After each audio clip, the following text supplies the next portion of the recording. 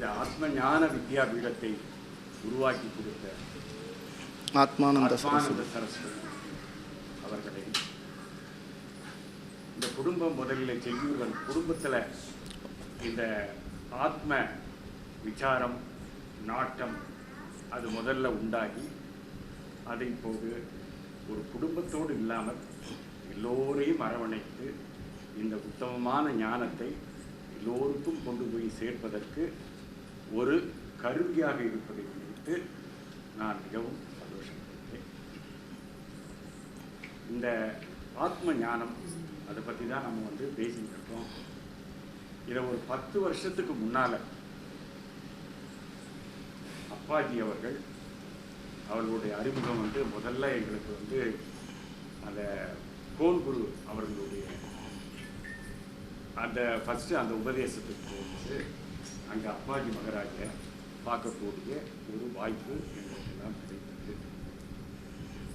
அதன் பிறகு இந்த பயணம் தொடர்ந்து கொண்டு இருக்கிறது. அப்பாஜி இங்கே ஆசிரமத்தெல்லாம் அமைச்சு இந்த பணியில் இருக்கும்போது அப்போ நாங்கள் ஆத்ம ஞான வித்யாபீடம்னு அங்கே ஆத்மானந்த சரஸ்வதி அவர்கள் ஆரம்பித்து வச்சிருந்தாங்க. அதே காலகட்டத்தில் தான் நாங்கள் அப்பாஜியை இங்கே சந்தித்தோம். அப்போவே அந்த உயர்ந்த ஞானத்தை இதுதான் இன்னைக்கு சொன்னார் எல்லாருக்கும், அதுதான் இவ்வளோ சிம்பிளான விஷயந்தான் அப்படின்னு எங்களுக்கு இதை எடுத்து சொல்லி சுட்டி காட்டினோம். ஆனால் அப்போ அதெல்லாம் புரிஞ்சுக்கக்கூடிய அளவுக்கு மனசில் பரிபக்குவம் இல்லை. அது ஏன்னா பக்குவப்பட்டாதான் இந்த விஷயம் வரும். அப்போ இதுக்கு மனோ நிகிரகம், அதாவது மனம் சஞ்சலமற்ற மனமாக இந்த ஞானத்தை உள்வாங்கக்கூடிய பரிபக்குவம் உள்ள மனமாக இருக்கணும். அது நமக்கு இல்லாமல் போச்சு. அதுக்கு அப்புறம் அப்பாஜி அவர்கள் எங்களுக்கு பகவத்கீதை எடுத்தார். நான் முத பகவத்கீதையை இங்கே தான் கேட்டேன். அதுக்கு முன்னே பகவத்கீதையை காதால் கேட்டிருக்குமே தவிர அதில் அந்த 2வது அத்தியாயம் ரொம்ப ரொம்ப சிறப்பான அத்தியாயம். அதில் இந்த ஆத்ம தத்துவத்தை அவ்வளோ அழகாக எங்களுக்கு கிருஷ்ணர் இருந்தால் எப்படி சொல்லுவாரோ அப்படி அப்பாஜி அவர்கள் அந்த ஆத்ம தத்துவத்தை அவ்வளோ அது இப்போ கூட எழுதி வச்சிருக்காரு. நீரால் நினைக்க முடியாது, நெருப்பால் எரிக்க முடியாது, வாளால் வெட்ட முடியாது, அப்படிப்பட்ட ஒரு உயர்ந்த அந்த ஆத்ம தத்துவத்தை அப்போவே எங்களுக்கு அவர் அவ்வளோ அதை சொல்லும் பொழுது அவருடைய அந்த பாவனையை பார்க்க என்னால் இப்போ கூட அதை நினைச்சா எனக்கு புல்லரி. அப்படி அப்பாஜி அந்த விஷயத்தை சொன்னார்.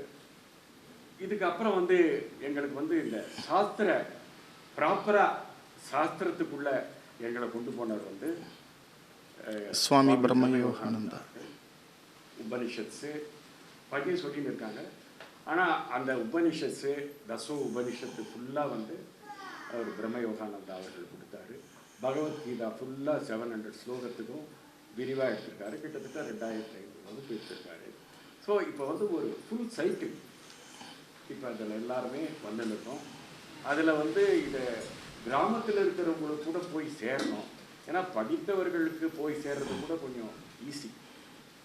படிக்காதவங்க, வசதி இல்லாதவங்க, அவங்களுக்கெல்லாம் இதை எடுத்து போய் சேர்க்கறதுக்காக இந்த ஆத்மஞான சாஸ்திர வித்யாபீடத்துக்கு அந்த பரிபக்குவம் அந்த இது இருக்குது அப்படிங்கிறது சுவாமிஜி அவர்கள் தெரிஞ்சது. செந்தினிஜியை இதுக்கு ஒரு ஆச்சாரியனாக நியமித்தார்.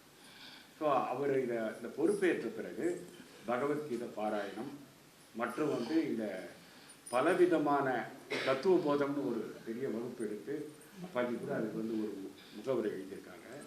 அது ஒரு புக்கே ரிலீஸ் பண்ணியிருக்கோம், விவேக சூடாமணி. இப்படி இந்த தத்துவத்தை ஃபுல்லாக எல்லாருக்கும் போய் ஈஸியாக எளிதாக போய் சேர்றதுக்கு அது ஒரு பெரிய விஷயங்களை பண்ணியிருக்கோம். அந்த வரிசையில் இப்போ அஷ்டாமலை அப்பாஜி அவங்க சொன்ன மாதிரி இந்த ஒரே ஒரு வகுப்பு போகும். ஒரு 4-5 டெக்ஸ்ட் ரொம்ப சின்னது, பிராத்தஸ்மரணம் மொத்தமே 3 பேராக ஃபுல்லாக அந்த தத்துவத்தை விளக்கியிருப்பாங்க. அஷ்டாமலைக்குமே சின்ன டெக்ஸ்ட், ஆனால் அவ்வளோ செறிவானது. அதை நம்ம உள்வாங்கிறதுக்கு அவ்வளோ ரொம்ப வந்து கேர்ஃபுல்லாக உள்வாங்கணும். அஷ்டமரை ஒவ்வொரு வரியும் ரொம்ப முக்கியம். அதனால் அதை வந்து இந்த இடத்துல நான் இப்படி அப்பாஜி ஆசிரமத்தில் இப்படி வந்து ஒரு வேத பூர்வமும் வேத அந்தமும் ஒன்றா சேர்ந்து இப்படி ஒரு நிகழ்ச்சி நடக்கும்னு, அதாவது கர்மகாண்டமும் ஞான காண்டமும் சேர்ந்து இப்படி இந்த இடத்துல நடக்கும்னு நான் கனவுல நினச்சதில்லை. அப்படி ஒரு பெரிய விஷயம். ஏன்னா வந்து வேத பூர்வமும் ரொம்ப முக்கியம். அப்பாஜி கூட சொல்லிட்டாங்க முதல்ல. அந்த பக்குவம் வர்றதுக்கு நம்மளால் எதை போய் காம்ப்ரஹெண்ட் பண்ண முடியும்?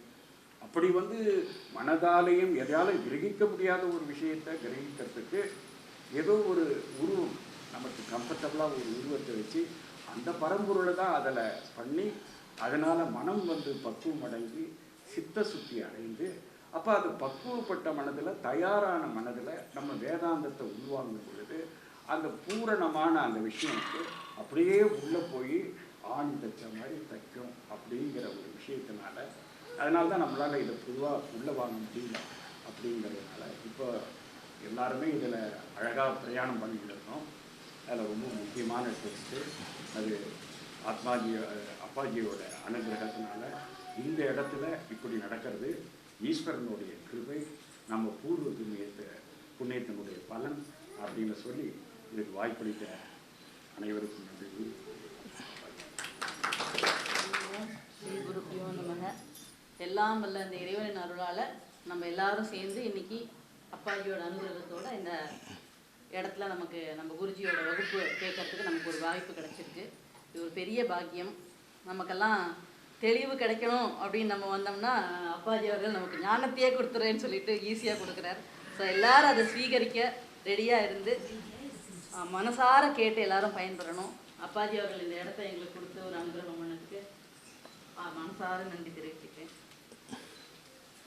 ஆத்ம ஞான சாஸ்திர வித்யாபீடத்தின் சார்பாக உங்கள் எல்லாருக்கும் வந்ததுக்கு ரொம்ப நன்றியை தெரிவிச்சுக்கிறேன். சரியா? சதாசிவசமாரம்பாம் சங்கராச்சார்ய மத்தியமாம் அஸ்மதாச்சார்ய பர்யந்தாம் வந்தே குரு பரம்பராம். இப்படின்னா என்னன்னா, முதல்ல சதாசிவர், அப்புறம் சங்கரர், கடைசியில் நம்மளோட குரு, இவங்க எல்லாருக்கும் நம்ம வணக்கம் சொல்றோங்கிறது தான் இதோட அர்த்தம். இதை நம்ம தெரியாம தான் டெய்லி நம்ம கிளாஸ்ல சொல்லிட்டு இருக்கோம். சதாசிவ சமாரம்பாம் ஆரம்பிச்சு அஸ்மதாச்சாரிய பர்யந்தாம் நடுவில் ஆச்சாரியார் வந்து வந்தே குரு பரம்பராம் வரைக்கும் சங்கராச்சாரியார் வந்து நம்ம ஆச்சாரியார் வந்து நமக்கு சொல்லி கொடுக்குறாங்கங்கிறது தான். இதில் நம்ம இன்னைக்கு படிக்க போகிறது வந்து ஹஸ்தாமலகீயம்ங்கிறது. ஹஸ்தாமலகீயம் படிக்கிறதுக்கு முன்னாடி அவர் யார், அவர் எங்கேருந்து வந்தாருன்னு தெரியணும். ஹஸ்தாமலகீயம் எழுதுறதுக்கு முன்னாடி அவர் யாருன்னு யாருக்கும் தெரியாது. ஆனால் ஆதிசங்கரர்னு ஒருத்தர் இருந்தார், நம்ம எல்லாருக்கும் தெரியும். அந்த ஆதிசங்கரர் வந்து வேதாந்த ஆசிரியர். அவர் 8வது செஞ்சுரியில் இருந்தார். அவர் வந்து 2500 வருஷத்துக்கு முன்னாடி இருந்தார். சாக்ஷா சிவபெருமானோட அவதாரம். அவர் 32 வயசுக்குள்ள திக்விஜயம் பண்ணி இந்து மதத்தை ஸ்தாபனம் பண்ணணும்னு சொல்லிட்டு ரொம்ப பாடுபட்டு எல்லாம் பண்ணியிருக்காரு. பிரஸ்தானத்ரயம் பண்ணியிருக்காரு. பிரஸ்தானத்ரயம்னா பகவத்கீதை, உபனிஷத், பிரம்மசூத்திரம், இதுக்கெல்லாம் விளக்க உரை எழுதியிருக்காரு. அப்புறம் பிரகரண கிரந்தங்கள் எழுதியிருக்காரு. தத்துவபோதம், விவேக சூடாமணி, இது மாதிரி சோஸ்திரங்கள், சௌந்தர்யலகரி, கனகதாரா சோஸ்திரம், இந்த மாதிரி நிறைய ஸ்லோகங்கள் எழுதியிருக்காரு.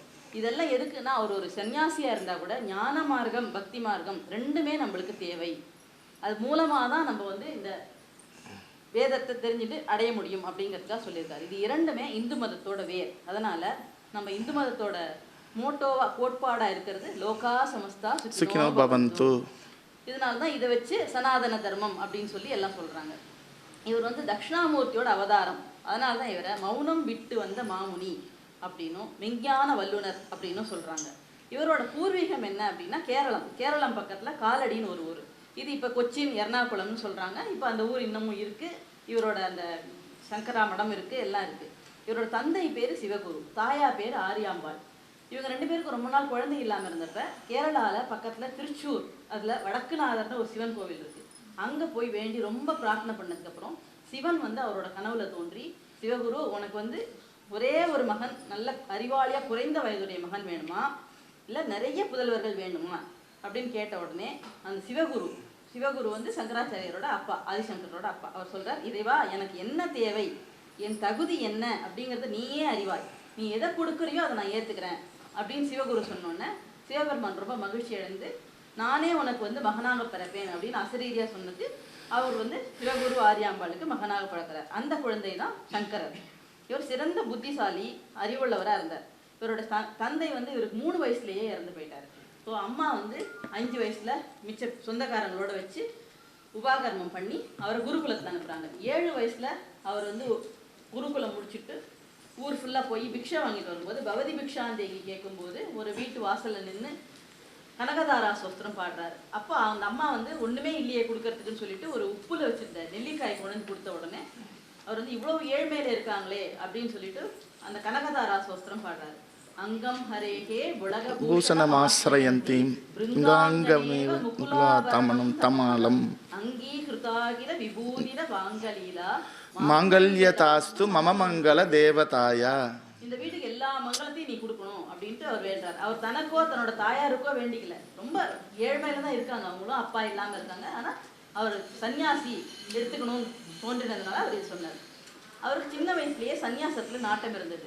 அதனால அம்மா கிட்ட கேட்கிறாரு. எந்த ஒண்ணுமே தாயாரோட பர்மிஷனோட நடக்கணுங்கிறது இருக்கு. அதனால அம்மா கிட்ட பர்மிஷன் கேட்டோன்னா அவங்க சொல்றாங்க, நீ என்னை தனியா விட்டுட்டு எல்லாம் போகக்கூடாது அப்படின்னு சொன்னோன்னே அவர் கொஞ்ச நாள் சரி பார்ப்போம் அப்படின்னு இருக்கும்போது அம்மா ஒரு நாளைக்கு அந்த பூர்ணா நதியில போய் டெய்லி குளிச்சுட்டு வருவாங்க. இந்த பூர்ணா நதியில குளிக்க போகும்போது ஒரு நாளைக்கு அம்மா மயக்கம் அடிச்சு விழுந்துடுறாங்க. அவர் தூக்கிட்டு வந்து வச்சுட்டு சங்கராச்சாரியா சொல்றாரு, அம்மா நீ இனிமே அவ்வளவு தூரம் நடந்து போக வேண்டாம், பூர்ணா நதியை நம்ம வீட்டு வாசலுக்கே வரவழைக்கிறேன் அப்படின்னு சொன்ன உடனே அவங்க அம்மா சிரிக்கிறாங்க. நதி எங்கேயோ இருக்கு, நீ எப்படி கொண்டு வருவ அப்படின்னு. சங்கராச்சாரியார் உடனே அன்னைக்கு ராத்திரியே பெரிய மழை வெள்ளம் வர வச்சு ஒரு பெரிய பாறை வந்து அந்த நதியோட தோன்ற இடத்துல அந்த பாறை விழுந்து தடுத்து நதி 2 பக்கமா பிரிஞ்சு இவங்க வீட்டு பக்கத்துல வந்தது. இன்னைக்கும் கனகதாரா சோஸ்திரம் பாடின வீடும் இருக்கு, அந்த பூர்ணா நதியும் இன்னமும் இருக்கு. அவர் 2 இடத்துல பிரிச்சிருக்கார். ஒரு இடம் இங்க பண்ணாரா, இந்த நதியை வந்து பிரிச்சு அம்மா கோசம் எடுத்துன்னு வந்தாரா. இமயமலையில அப்பா கோசம் ஒரு கல்லை போட்டு 2ஆ பிரிச்சு அந்த கேதார்நாத்தையே வந்து காப்பாத்தி கொடுத்துருக்கார். அவரோட சமாதிக்கு நேராக தான் அந்த பெரிய கல்லே இருக்கு, அந்த கோயிலை காப்பாத்தின கல். அவங்க தாயார் வந்து அடுத்த நாள் காத்தால பார்த்துட்டு எப்படி இவ்வளவு சின்ன பையன் ஒரு சாதாரண ஒரு சங்கல்ப மாத்திரத்திலே எப்படி இவனால பண்ண முடியுது அப்படின்னு சொல்லிட்டு அவங்க யோசிக்கிறாங்க. அப்போ இவன் சன்னியாசத்துக்கு ஏத்த ஆள் தான் அப்படின்னு நினைச்சு அவங்க 2 பேரும் அவருடைய சங்கராச்சாரியோட நண்பர் ஒருத்தர் இருக்கார், விஷ்ணுன்னு பேர். அவர் அவங்கெல்லாம் அந்த பூர்ணா நதியில குளிக்க போகும்போது ஒரு முதலை வந்து சங்கராச்சாரியார் காலை பிடிச்சிடுது. அவங்க அம்மா காப்பாத்துங்கன்றாங்க. எல்லாரும் முயற்சி பண்றாங்க, அவரை காப்பாற்ற முடியல. அப்போ சங்கராச்சாரியார் சொல்றார், நீ எனக்கு சன்னியாசம் கொடுக்குறேன்னு சொல்லு, இந்த முதலை என் காலை விட்டுடும் அப்படின்னு சொன்ன உடனே அவங்க சொல்றாங்க, சரி விட்டுடுறேன் அப்படின்னு சொன்னோன்னா முதல்ல காலை விட்டுருது. அப்போ சங்கராச்சாரியர் சொல்றாரு, அம்மா நீ கவலைப்படாத, உன்னுடைய கடைசி காலத்துல எப்படி இருந்தாலும் நான் வந்து உனக்கு எல்லாம் செய்வேன் அப்படின்னு சொல்லி அவர் வந்து தாயாருக்கு உறுதி அளிக்கிறார். இவர் இவ்வாறு முடிச்சதுக்கு அப்புறமா அந்த ஊர்ல காலடியில இருக்கும்போது தாபசர்னு ஒரு முனிவர் வர.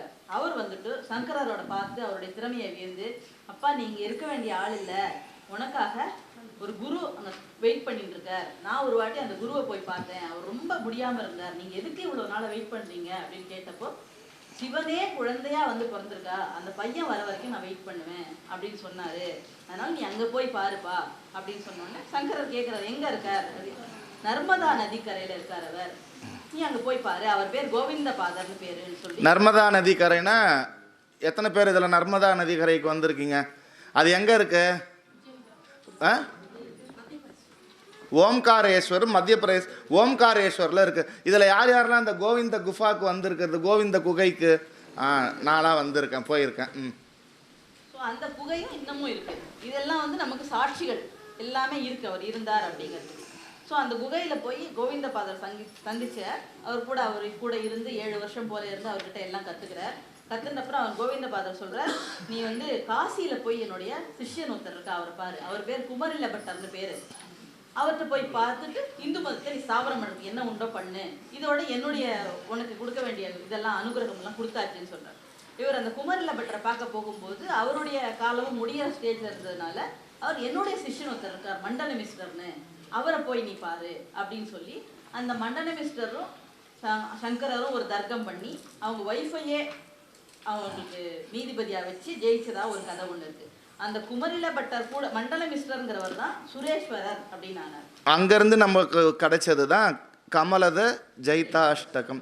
சிருங்கக்ஷ்மா பிரின்னிவாசே சுகமுகமுனி சேவியமானாங்கிரி பத்மே ஸ்வாங்க சாயா விதுதாமிருதகர சுரராட் வாகனே வாக்சவித்ரி சம்பு ஸ்ரீநாத முக்கியாம் அரவரணிகரை மோதத பூஜ்யமானே வித்யாம் சுத்தாம் ச புத்திம் கமலஜ தைதே சத்வரம் தேஹி மஹ்யம்.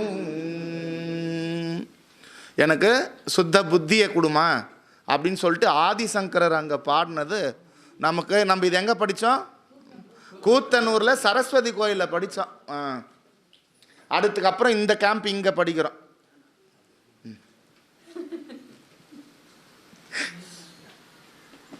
அந்த சனந்தனங்கிறவர் வந்து சங்கரோட முதல் சிஷ்யர். அவர் பேர் தான் பத்மபாதர்னு பேர். அவர் தான் ரொம்ப நாள் ஆதிசங்கரோட இருந்தவர். அவருடைய நண்பர் பேர், ஒரிஜினல் பேர் விஷ்ணு. அவரோட பேர் வந்து சித்சுகன்னு பேர். அவருக்காக அவர் சங்கரர் பாடினது பஜகோவிந்தம். அப்புறம் தாயாரோட இறுதி நாட்கள்ல அவர் ரொம்ப ஃபுல்லா கூடவே இருந்து எல்லாம் பண்ணிட்டு அத்வைதத்தை பரப்புறதுக்கும் இந்து மதத்தை ஒரு கட்டுக்குள்ள வைக்கிறதுக்கும் 4 மடங்களை நிறுவினார். வடக்குல ஜோஷி மடம் பத்ரிநாத்ல இருக்கு. அதனுடைய முதல் ஸ்தாபகர் தோடகர். அவர் வந்து அதர்வண வேதத்தை ஒழுங்குபடுத்தணும் அப்படிங்கிறதுக்காக மாண்டூக்கிய உபனிஷத்துலேருந்து அயம் ஆத்மா பிரம்ம அப்படிங்கிற மகா வாக்கியத்தை எடுத்துட்டு அந்த மடம் இன்னும் இருக்கு. கிழக்குல கோவர்தன பீடம், அது பூரியில இருக்கு. அதனுடைய ஸ்தாபகர் பத்மபாதர். அவர் வந்து ரிக்வேதத்தை எடுத்துட்டார். அவருடைய மகா வாக்கியம் வந்து ஐத்திரிய உபனிஷத்துலேருந்து பிரஜான பிரம்ம. மேற்குல துவாரகா பீடம், அது துவாரகையில இருக்கு. அங்கதான் இப்ப நம்ம கேட்க போற ஹஸ்தாமலகர் தோன்றினார். ஹஸ்தாமலகர் அதனுடைய பீடாதிபதியா இருந்தார். அவர் வந்து சாமவேதத்தை சாந்தோக்கிய உபனிஷத்துலேருந்து எடுத்துட்டு தத்துவமசி அப்படிங்கிறத வச்சு இன்னமும் அந்த மடம் இயங்கி கொண்டிருக்கு. தெற்குல சாரதா பீடம், நம்ம எல்லாருக்கும் தெரியும், ஸ்ருங்கேரி. அங்கதான் சுரேஸ்வர் இருந்தார். அவர் வந்து யஜுர்வேதத்திலேருந்து பிரகதாரண்ய உபனிஷத்துல இருக்கிற அகம் பிரம்மாஸ்மி எடுத்துன்னு பண்ணார். இதை தவிர ஆதிசங்கரர் காஞ்சிபுரத்துல சர்வஜான பீடம்னும் காஷ்மீரத்தை சர்வஜ பீடம் அப்படின்னு 2 நிறுவினார். இது எல்லாத்தையும் நிறுவி அவர் ஃபுல்லா திக்விஜயம் பண்ணி இந்து கலாச்சாரத்தை காப்பாற்றுறதுக்காக கால்நடையாவே ஃபுல்லா நடந்து போயிருக்காரு. நமக்கெல்லாம் இப்ப எல்லாத்துக்கும் பாஸ்போர்ட் எல்லாம் இருக்கு. அப்போ ஒன்றும் கிடையாது. ஒரு நாட்டை விட்டு இன்னொரு நாட்டுக்கு போனோம்னா அந்த நாட்டுல பர்மிஷன் வாங்கணும். அதுக்கு பேர் பட்டயம்னு பேர். அந்த ராஜாக்கள்லாம் நான் உனக்கு எல்லாம் கொடுக்குறேன்னு சொன்னப்ப கூட ஆதிசங்கரர் எனக்கு அதெல்லாம் ஒன்றும் வேண்டாம், உன்னுடைய ஒரு குதிரையை ஒரு காவலாளி அனுப்பு, அவர் வந்து போய் பட்டயம் மட்டும் எனக்கு வாங்கி வைக்கட்டும் போறோம் அப்படின்னு சொல்லி முதல்ல குதிரை போய் அவர் பட்டயம் வாங்கி வைப்பார். பட்டயம்னா பர்மிஷன் வாங்கிட்டு அப்புறமா இவர் அந்த ஊருக்கு போய் எல்லா ஊர்லயும் ஒரு கோவில் ஒரு குளம் எல்லாம் இருக்கா அப்படின்னு பார்த்து எல்லா இடத்துலையும் நிறுவினார். அதுக்கான சாட்சிகள் இன்னமும் இருக்கு. 2500 வருஷமா இந்த 4 பீடங்கள்லையும் இந்த தோடகர் அவங்களுக்கு அடுத்தடுத்து வந்த சிஷ்யர்களோட பரம்பரை அவங்களோட ஹிஸ்டரி எல்லாம் இன்னமும் அந்த மடத்துல வச்சு மெயின்டைன் பண்றாங்க. யாரு போனாலும் எல்லாமே பார்க்கலாம். அது எல்லாமே இருக்கு. இது எல்லாமே நமக்கு ஒரு ப்ரூஃப் இருக்கு. கடைசியில் அவர் வந்து திக்விஜயம்லாம் முடிச்சுட்டு கேதார்நாத்ல போய் இறுதியில ஐக்கியமானார். இறுதியில அவர் சிஷ்யர்கள்லாம் அவருடைய இறுதி காலத்துல அவர் சிஷ்யர்களை நிர்வாண சதகம் சொல்ல சொல்லி அவர் சொன்னாரு. இந்த 4 சிஷ்யர்கள்ல ஹஸ்தாமலகர் அப்படிங்கிற ஒரு ஸ்லோகத்தை பற்றி தான் நம்முடைய குருநாதர் இன்னைக்கு சொல்ல போறார். அவருடைய வாழ்க்கையை பற்றியும் அவர் அதோட தத்துவம் என்ன அப்படிங்கிறதையும் பற்றியும் நமக்கு சொல்றதுக்காக. ஹஸ்தாமலகியர் அப்படின்னா ஹஸ்தாமலகம் அப்படின்னு ஆதிசங்கரர் அவருக்கு உரை எழுதினதுனால அவருக்கு ஹஸ்தாமலகியர்னு பேர் வச்சார். அவர் வெகு காலத்துக்கு முன்னாடி சொல்றத இப்ப கூட நம்ம கேட்டாலும் நமக்கு அது உதவியாகவும் ரொம்ப பயனுள்ளதாகவும் இருப்பதனால ஆதிசங்கரர் ஜெகத்குரு அப்படின்னு சொல்லப்படுறார். அவருடைய குரு அருளும் திருவருளும் நமக்கு பூர்ணமாக சிரவணமாகணும்னு எல்லாம் வல்ல இறைவனையும் குருநாதரையும் காணும்.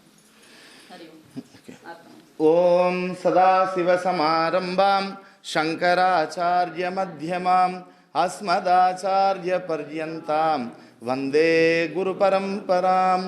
ஸ்ருதி ஸ்மிருதி புராணானாம் ஆலயம் கருணாலயம் நமாமி பகவத்பாத சங்கரம் லோகசங்கரம் சங்கரம் சங்கராச்சார்யம் கேசவம் பாதராயணம் சூத்ரபாஷ்யக்ருதௌ வந்தே பகவந்தௌ புனః புனः ஈஸ்வரோ குருராத்மேதி மூர்த்திபேத விபாஹினே व्योमवत्याप्तदेहाय दक्षिणामूर्तये नमः. ओम सहना भवतु सकवीर्यं करवावहै तेजस्विनावधीतमस्तु मा विद्विषावहै. ओम शांति शांति शांति. हरि ओम श्री गुरुभ्यो नमः. உங்கள் எல்லார்கிட்டையும் இந்த புத்தகம் கிடச்சிருக்கோன்னு நினைக்கிறேன். இதில் முதல்ல 3 ஸ்லோகம் வெளியவே பிரிண்ட் பண்ணியிருப்போம். இது பேர் மங்களாச்சரணம் அப்படின்னு சொல்லிட்டு பேர். இதை ஃபஸ்ட்டு நம்ம ஒரு கிளாஸும் ஸ்டார்ட் பண்ணும்போது இதை சொல்லிட்டு தான் அதுக்கப்புறம் கிளாஸ்க்குள்ளே போக போகிறோம். ஆனால் நான் முதல் வாட்டி நான் சொல்லுவேன், நீங்கள் 2 வாட்டி இதை சொல்லணும். மங்களாச்சரணம். யஸ்மின் ஞாதே பவேத் சர்வம்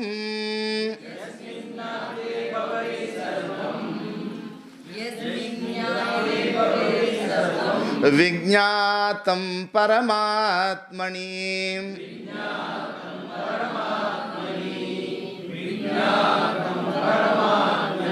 தம் வந்தே நித்ய விஞ்ஞானம்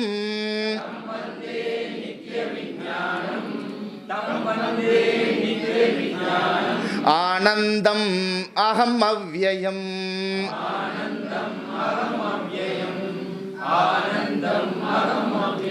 யதஞானாத் அபுத்வைதம்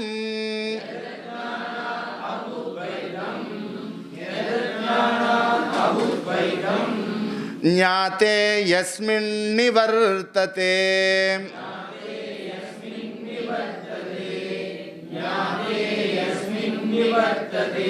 ரஜ்ஜு சர்பவத் அத்யந்தம்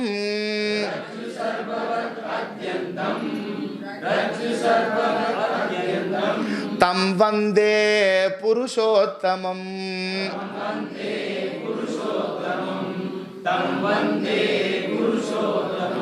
யஸ்யோபதேசத ஆதித்யாம்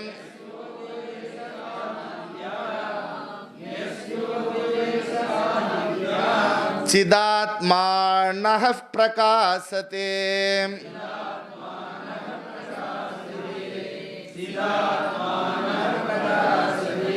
நமः சத்குரவே தஸ்மை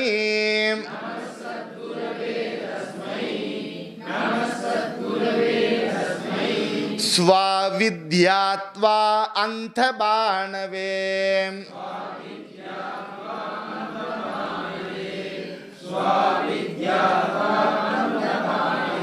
எல்லாம் வல்ல அந்த ஏக பரம்பொருளினுடைய பேரருள் கருணையினாலும் அனைத்து குரு பரம்பரையினுடைய அளப்பரியா ஆசீர்வாதத்தினாலும் எல்லாம் வல்ல என்னுடைய குருநாதனான ஸ்ரீலஸ்ரீ சுவாமி பிரம்மயோகானந்தா அவர்களுடைய திருப்பாத கமலங்களை என் சிரமேல் வைத்து இமைப்பொழுதும் நீங்காமல் வணங்கி அவரினுடைய அருள் ஆசியோடு நாம் அனைவரும் இன்றைய தினம் மேக்கரை அப்பாஜி ஞான ஆராய்ச்சி நிலையம், அத்தியாத்ம நிலையம் அப்படின்ற இந்த திருநெல்வேலி மாவட்டம் செங்கோட்டையிலிருந்து அருகாமையில் இருக்கிற இந்த மேக்கரை, தென்காசி மாவட்டம் மேக்கரையில் நம்ம இங்கே கூடியிருக்கோம். முதல் கண் அப்பாஜி அவர்களுக்கு நம்முடைய கிருதங்கியத்தையும் நன்றியையும் நம்ம தெரிவிச்சுக்கிறோம். ரெண்டாவது விஷயம், இங்கே நம்ம எதுக்கு கூடியிருக்கோம் அப்படின்னு சொன்னால் அஸ்தாமலக்கியம் அப்படின்ற இந்த பிரகரண கிரந்தத்தை நம்ம ஆராய்ச்சி பண்ணுறதுக்காக வேண்டியும் அவர் என்னதான் சொல்ல போகிறார் அப்படின்றத கேட்கறதுக்காக வேண்டியும் வந்திருக்கோம். அதுக்கு முன்னாடி இப்போ ஆதிசங்கரனுடைய 4 சீடர்களை பற்றி ஜஸ்ட் இன்ட்ரோ கொடுத்தாங்க. இப்போ அதில் முக்கியமாக நம்ம எதுக்கு பாடத்துக்கு வந்திருக்கோமோ அவரை பற்றி முதல்ல நம்ம இப்போ தெரிஞ்சுப்போம். அதில் அஸ்தாமலக்கியர் அப்படின்னா அவருடைய சொந்த பேர் அஸ்தாமலக்கியர் இல்லை. ஆதிசங்கரர் அவர் சொன்ன கருத்து உள்ளங்கை நெல்லிக்கனி போல இருக்கு அப்படின்றதுனால அஸ்தாமலக்கியம்னு சொன்னதுனால அவர் சொன்ன அந்த 12 ஸ்லோகங்கள் அஸ்தாமலக்கியம்னு பேர் வச்சதுனால அவர் பேர் அஸ்தாமலக்கியர்னு பேர். இவர் எப்பேற்பட்டவர் அப்படின்னு சொன்னால், இப்போ ஆதிசங்கரர் திக்விஜயம் செஞ்சுன்னு வரும்போது ஸ்ரீபாலி அப்படின்னு ஒரு ஊர், அந்த ஊரில் அந்தணர்கள் நிறைய பேர் வாழ்ந்திருந்தாங்க. நல்ல அற்புதமான கிராமம். அதில் அவங்க எல்லாருமே பூர்வமாக அவர்கள் கர்மகாண்டிகள். அவங்க இதில் நிறைய பேர் அக்னிஹோத்திரிகளாக இருந்திருக்காங்க. அக்னிஹோத்திரிகள்னா டெய்லியும் யாகம் இதெல்லாம் பண்ணுறவங்க. அக்னிஹோத்திரிகளாக இருந்திருக்கிறவங்க, வேதத்தை பாராயணம் பண்ணுறவங்க, வேதத்தை அத்தியனம் பண்ணுறவங்க. இவருக்கு அதில் ஒரு அந்தனர் நல்ல ஒழுக்க சீலர். ஃபஸ்ட்டு ஒழுக்கம் முக்கியம். நல்ல ஒழுக்க சீலர். அவருக்கு ஒரே ஒரு குழந்தை. அந்த குழந்தை என்ன அப்படின்னு சொன்னால், பிறந்து 13 வயசு வரைக்கும் பேசலை. அவங்க எவ்வளோ ட்ரை பண்ணி பார்த்துருக்காங்க, டாக்டரை பார்த்துருக்காங்க, அதுக்கப்புறம் மந்திரவாதிகள்லாம் பார்த்துருக்காங்க, நிறைய கோயிலுக்கெல்லாம் போயிட்டு நடந்து நடந்து ரொம்ப சோர்ந்து போயிட்டாங்க. டாக்டர் கீழே போட்டு அவன் நல்லா தான் இருக்கான், அவனுக்கு ஒன்றும் பிரச்சனை இல்லையே, அவனுக்கு எந்த உடல் ரீதியாகவோ இல்லை வேறு எதையும் பிரச்சனை இல்லையே, அவன் நல்லா இருக்கானே அப்படின்னு சொல்லிட்டு சொல்லி அனுப்பிச்சிடுறாங்க. ஆனால் பேச மாட்டேன்றான். தம்பி இங்கே வாப்பா அப்படின்னு கூட்டா திரும்பி பார்க்க மாட்டான். உனக்கு என்னப்பா வேணும் சாப்பிட்றதுக்குன்னா சாப்பிட மாட்டான். நம்மளா எடுத்துன்னு போய் ஊட்டினா சாப்பிடுவான், இல்லைன்னா கம்முன்னு படுத்துனே இருப்பான். நம்ம பாட்டு அவனை பார்த்து பேசினா இருந்தான் அப்படின்னு சொன்னால் அவன் எங்கேயோ பார்த்துன்னு உக்காந்துன்னு இருப்பான். இது மாதிரியான இது. இப்போ இவங்களுக்கு முதல்ல பிரம்மச்சரியத்துக்கு நல்ல ஆக்டிவான பர்சன் தேவை. அவங்க சொல்கிறத உடனே சொல்லணும், நல்லா பைஹார்ட் பண்ணணும், இதெல்லாம் ரொம்ப தேவை. இது இந்த பிராமண குலத்தில் இருக்கிறவங்களுக்கு அவங்களுக்கு அதே தான். ஏன்னா வேதம் தான் அவங்களுக்கு முழு மூச்சே.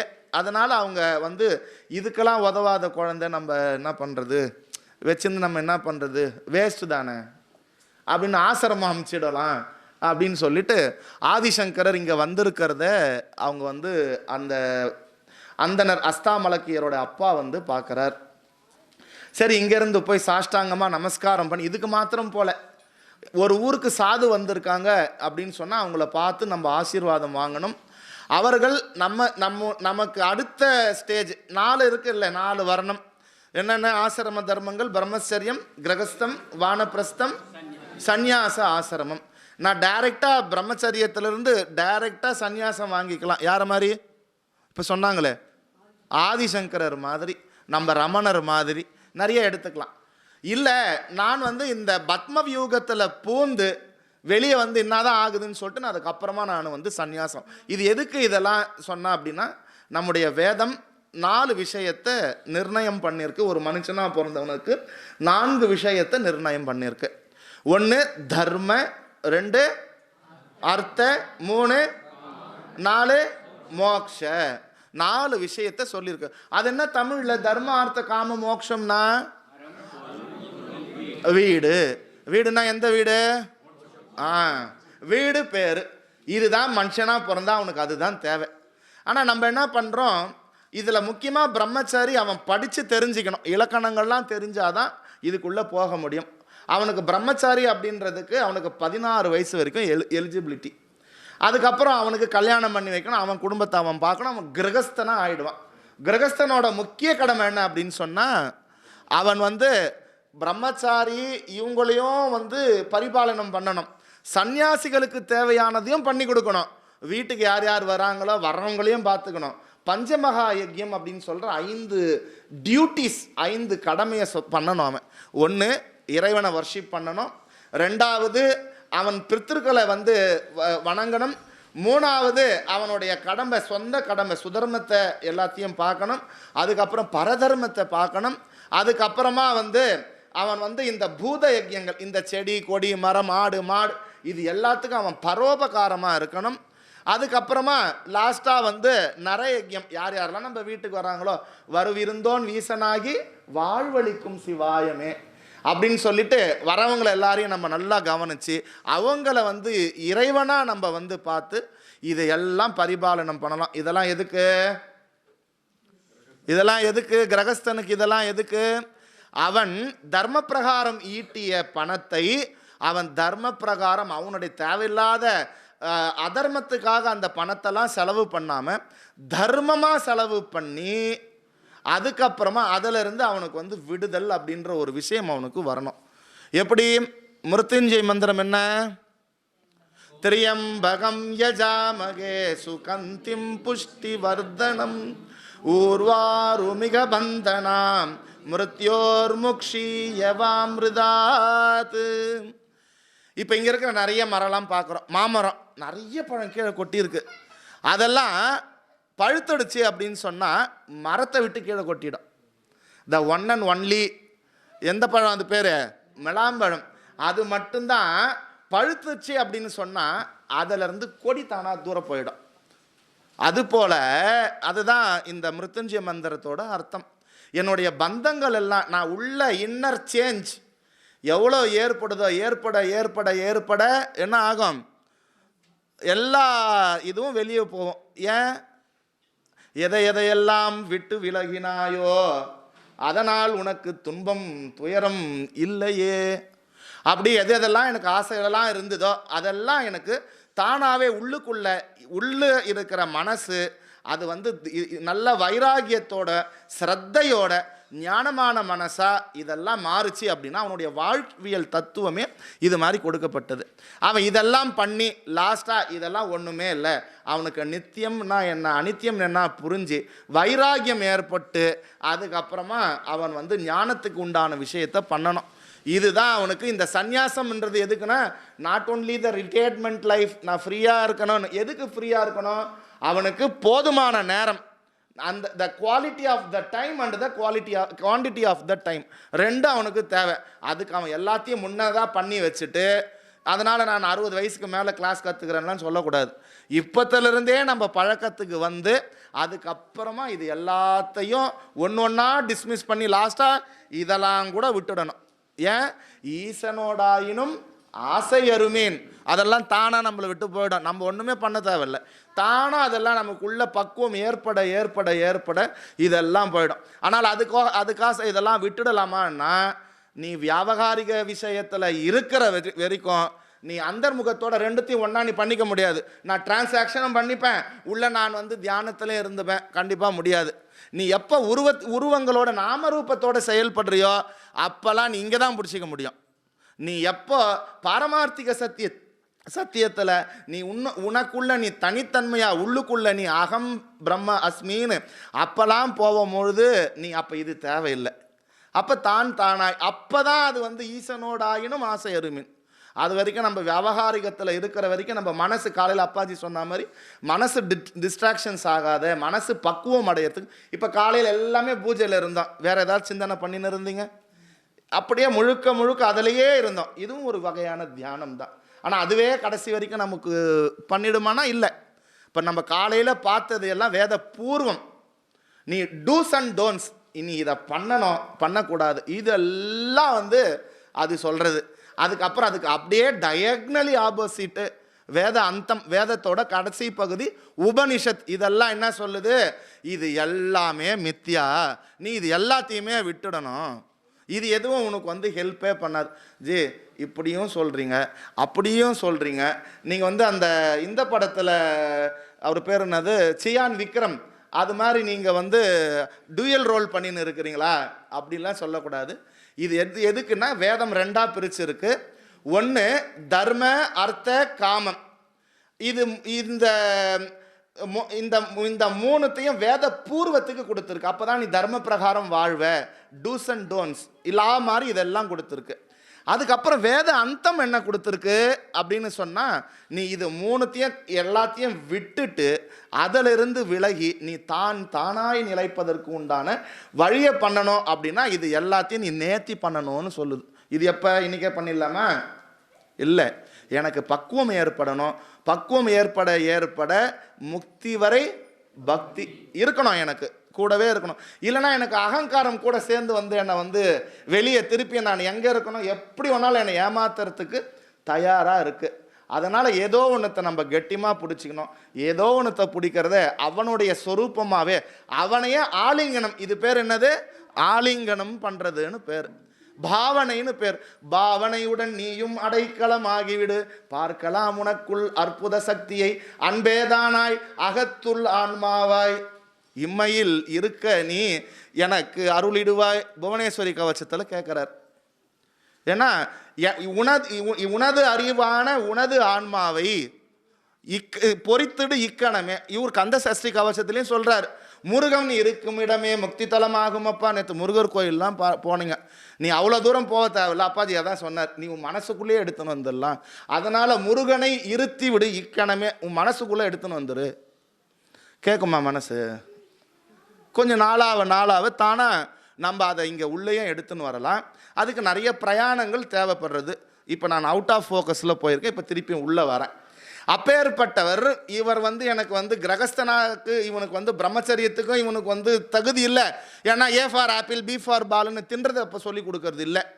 அப்போ என்ன சொல்லி கொடுத்தாங்க? அறம் செய்ய விரும்பு, ஆறுவது சினம், இது எல்லாமே சொல்லி கொடுத்தாங்க, தர்மத்தை சொல்லி கொடுத்தாங்க. அந்த குழந்தைக்கு சொல்கிறதையும் கேட்க முடியல, திருப்பி ரிப்பீட் பண்ண முடியல. அதனால் இவன் டைரெக்டாக சன்னியாசிக்குள்ளே அமுச்சிட்டா அவர் வந்து அவருடைய வேலையை பார்த்துப்பாருன்னு. அப்போ அந்த அஸ்தாமலக்கியர் அங்கே குழந்தைகிட்ட அவர் வந்து அந்த ஆதிசங்கரர்கிட்ட போகிறச்சு ஆதிசங்கரர் கேட்குறார், ஏன் இன்னும் இந்த குழந்தை ஏன் பேச மாட்டேன்றான். அவர் சொல்கிற பிறந்ததுலேருந்து இப்படி தான் இருக்குது சுவாமி, நீங்கள் இது உங்களுடைய அருள்னால இந்த குழந்தைய எப்படியாவது பேச வச்சுருங்களேன், எங்களுக்கு ரொம்ப சந்தோஷமாக ஆகிடும் அப்படின்னு கேட்குறார். சரி, இவரும் கேட்ட உடனே முதல்ல ஞானிகளோட விஷயம் என்னென்னா, நம்ம என்ன கேட்டாலும் அவங்க உடனே பண்ணிவிடுவாங்க. முதல்ல டார்ஜெலாம் பண்ணுவாங்க. அதுக்கப்புறமா வந்து எப்படியாவது அது வந்து நம்மளுக்கு வந்து சேர்றதுக்கு உண்டான வழியை வந்து பண்ணிவிடுவாங்க. ஏன்னா கேட்டால் கொடுத்துருவாங்க. ஏன்னா அவங்களது எதுவுமே அவங்களது இல்லை, எல்லாம் சமம் அப்படின்னு சொல்லிட்டு வாழறவங்க. அவர் சொன்னாரே, சரி அவரோட திருப்திக்காக நம்ம கேட்டுடுவோமே அப்படின்னு சொல்லிட்டு அந்த குழந்தைகிட்ட அவர் கேட்குறார். இந்த அஸ்தாமலக்கர் எப்பேற்பட்டவர் அப்படின்னு சொன்னால் ஃபஸ்ட்டு நம்ம சொல்லணும், பிரஸ்தான திரியம்னு சொன்னீங்கல்ல, பிரஸ்தானம் அப்படின்னா வேதத்துக்கு தூணுன்னு அர்த்தம். இந்த வேதம் நிற்கிறத, இந்த வேதம் நிற்கிறதுக்கு இது 3 தூணாக இருக்குது. எது எது? உபனிஷத்து, பகவத்கீதா, பிரம்மசூத்திரம். இது 3 தூணாக இருக்குது.